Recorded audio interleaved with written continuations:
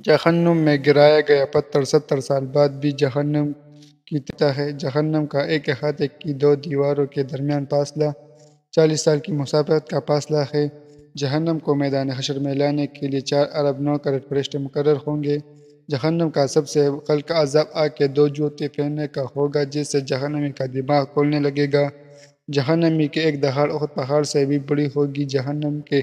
جہنمی کے جسم کی کھال 63 فٹ موٹی ہوگی۔ جہنمی کے دونوں کندھوں کے درمیان 13 رو سوار کی 3 دن کی مسافت کا فاصلہ ہوگا۔ دنیا میں تکبر کرنے والوں کو چونٹیوں کے برابر جسم دیا جائے گا۔ جہنمی اس قدر آنسو بہائیں گے کہ ان کے آنسو میں کشتیاں چلائی جائیں گی۔ جہنمیوں کو دیے جانے والے کانے توہر کا ایک ٹکڑا دنیا میں گرا دیا جائے تو ساری دنیا کے جانداروں کے اسباب معیشت برباد کر دے۔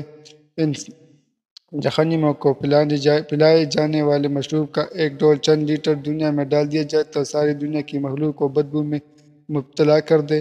جہنمیوں کے سر پر اس قدر کھولتا ہوا گرم پانی ڈالا جائے گا کہ وہ سر میں چھید کر کے پیٹ میں پہنچ جائے گا اور پیٹ میں جو کچھ ہوگا اسے کاٹ ڈالے گا اور یہ سب کچھ پیر سے نکل کر قدموں میں آ کر گرے گا۔ کافروں کو جہنم میں اس قدر سختی سے ٹوسا جائے گا جس قدر نیزے کی آنی سے دستے میں سختی سے گاڑی جاتی ہے۔ جہنم کی آگ شدت سیاہ رنگ کی ہے۔ جہنمی ہاتھ کو سجائی نہ دے گا۔ جہنمیوں کو آگ کے پہاڑ صعود پر چڑھنے میں 70 سال لگیں گے، اتریں گے تو پھر اسے چڑھنے کا حکم دیا جائے گا۔ جہنمیوں کو مارنے کے لیے لوہے کے گرز اتنے وزنی ہوں گے کہ انسان اور جن مل کر بھی اسے اٹھانا چاہے تو اٹھا نہیں سکتے۔